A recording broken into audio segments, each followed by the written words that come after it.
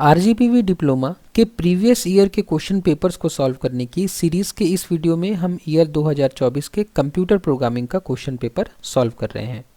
और आज के इस वीडियो में हम इस क्वेश्चन पेपर का क्वेश्चन नंबर 8 का ऑप्शन सी सॉल्व करेंगे, जो कि इस क्वेश्चन पेपर का आखिरी क्वेश्चन भी है। तो आज के इस वीडियो के लिए हमारे पास क्वेश्चन है कि differentiate between actual parameter and formal parameter by example, या एक्चुअल पैरामीटर एवं फॉर्मल पैरामीटर में उदाहरण सहित अंतर बताइए। तो अगर आपके सेमेस्टर एग्जाम में आपसे क्वेश्चन पूछा जाता है कि एक्चुअल पैरामीटर एवं फॉर्मल पैरामीटर में उदाहरण सहित अंतर बताइए, तो आप अपने इस क्वेश्चन का आंसर अपने एग्जाम में कुछ इस तरीके से लिख सकते हैं। तो चलिए आज के इस वीडियो में हम इस क्वेश्चन के इस आंसर को डिटेल में समझना शुरू करते हैं।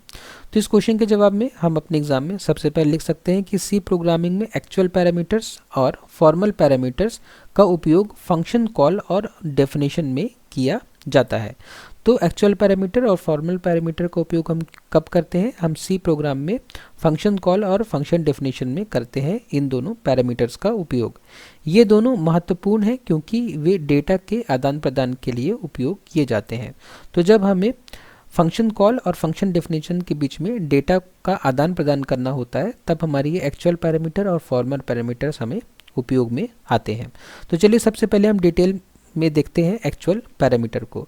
तो एक्चुअल पैरामीटर की जो डेफिनेशन है वो कुछ इस तरीके से है कि एक्चुअल पैरामीटर वो वैल्यूज़ हैं जिन्हें फंक्शन को कॉल करते समय पास किया जाता है। मतलब जब हम फंक्शन कॉल करते हैं तो जो हम वैल्यूज़ पास करते हैं उन्हीं को हम कहते हैं एक्चुअल पैरामीटर।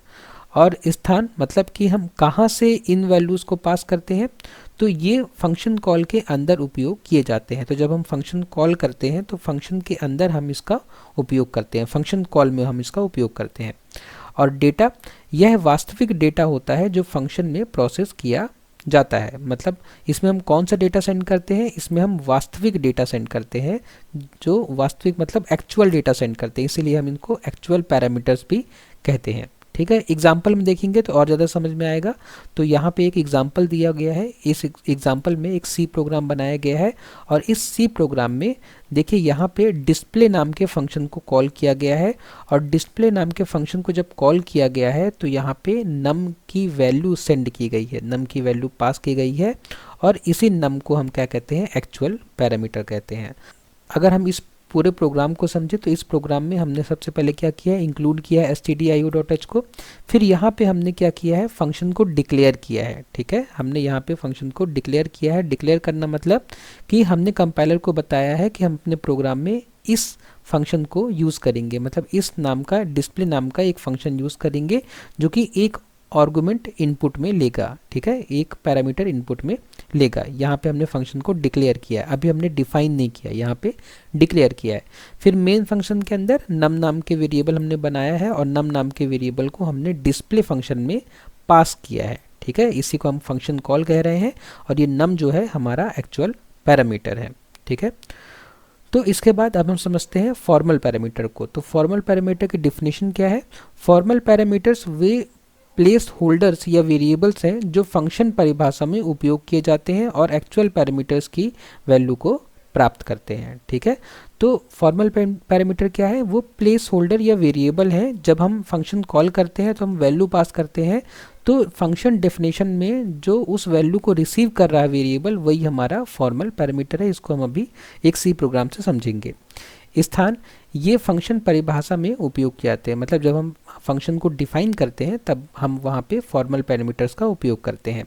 डेटा, ये टेम्पररी वेरिएबल्स के रूप में कार्य करते हैं और फंक्शन के अंदर उपयोग किए जाते हैं। ठीक है, इनको हम टेम्पररी वेरिएबल्स के रूप में स्टोर करते हैं उस डेटा को। ठीक है, एग्जाम्पल के लिए देखिए, ये है हमारे उस फंक्शन की डेफिनेशन जो हमने अभी ऊपर जिसका डिक्लेरेशन देखा था।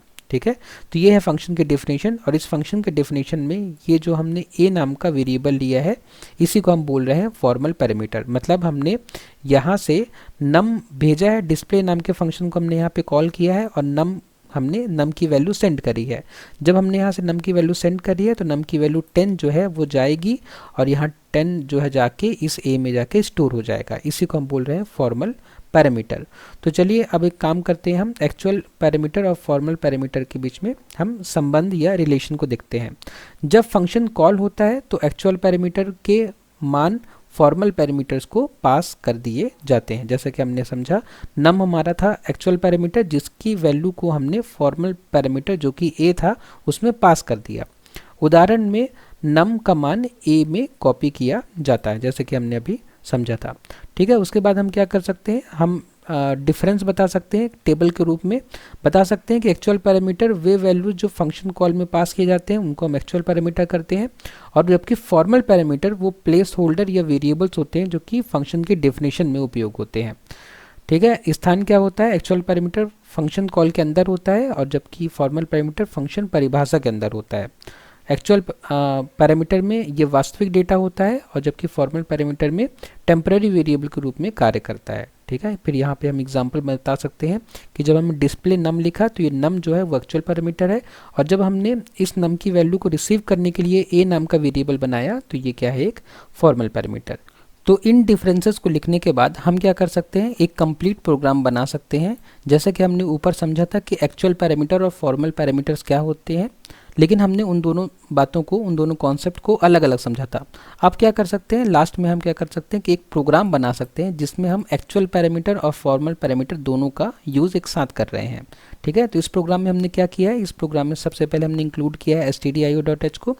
उसके बाद में हमारा कंट्रोल जाएगा मेन फंक्शन में, और मेन फंक्शन के अंदर हमने क्या किया है कि एक नम नाम का वेरिएबल डिक्लेयर किया है।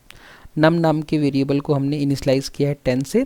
उसके बाद में ये फंक्शन कॉल है, फंक्शन कॉल में हम क्या कर रहे हैं, डिस्प्ले नाम के फंक्शन को कॉल कर रहे हैं और पास कर रहे हैं नम की वैल्यू। ठीक है, इसी नम को हम कह रहे हैं एक्चुअल पैरामीटर। ठीक है, यहाँ से फंक्शन कॉल हुआ, फंक्शन कॉल होने के बाद हमारा 10 जाएगा इस a में। ठीक है, यहाँ पे जब इस फंक्शन में हम पहुँचेंगे तो ये फंक्शन की डेफिनेशन है। इसमें क्या किया है हमने एक a नाम का वेरिएबल बनाया है जिसको हम कहते हैं फॉर्मल पैरामीटर। इस a नाम के वेरिएबल को हम क्या कहते हैं, फॉर्मल पैरामीटर, और ये रिसीव करेगा इस नम की वैल्यू को जो कि 10 है। ठीक है, और यहाँ पे हम क्या करेंगे, the value of a is, ठीक है, हमने द वैल्यू ऑफ a हम यहाँ पे प्रिंट कर देंगे, मतलब यहाँ पे जो हमारा आउटपुट प्रिंट होकर आएगा वो होगा द वैल्यू इज़ 10। ठीक है, तो यहाँ पे ये डिस्प्ले जो ये फंक्शन कॉल है यहाँ पे हमने यूज़ किया है एक्चुअल पैरामीटर, और यहाँ पे जब हम वैल्यू रिसीव कर रहे हैं जो डिस्प्ले नाम के फंक्शन की डेफिनेशन है तो वहाँ पे हम यूज़ कर रहे हैं इसका फॉर्मल पैरामीटर का। ठीक है, तो इस तरीके से एक्चुअल पैरामीटर और फॉर्मल पैरामीटर की हेल्प से हम क्या करते हैं, वैल्यूज़ को पास करते हैं और रिसीव करते हैं। इसके बाद हम क्या कर सकते हैं, इस प्रोग्राम का आउटपुट अपने एग्जाम में लिख सकते हैं कि आउटपुट कुछ इस तरीके से आएगा इस प्रोग्राम को रन करने के बाद में। उसके बाद कंक्लूजन लिख सकते हैं, बता सकते हैं कि एक्चुअल पैरामीटर्स का उपयोग डेटा पास करने के लिए किया जाता है, फॉर्मल पैरामीटर डेटा प्राप्त करने और फंक्शन के अंदर प्रोसेस करने के लिए उपयोग होते हैं। एक्चुअल पैरामीटर हमेशा फंक्शन कॉल में होते हैं जबकि फॉर्मल पैरामीटर फंक्शन की परिभाषा में होते हैं। हमने अभी ऊपर डिटेल में इन बातों को समझा है जो कि आप निष्कर्ष में या कंक्लूजन में लिख सकते हैं। तो इस तरीके से अगर आपसे एग्जाम में पूछा जाता है कि आप एक्चुअल पैरामीटर और फॉर्मल पैरामीटर के बारे में बताइए तो आप ये आंसर अपने एग्जाम में लिख सकते हैं। ये आंसर 6 से 8 नंबर के क्वेश्चन के लिए मोर देन सफिशिएंट है। अगर आपको इस आंसर में कोई डाउट है तो प्लीज़ मुझे कमेंट बॉक्स में बताइए। वीडियो को लास्ट तक देखने के लिए धन्यवाद।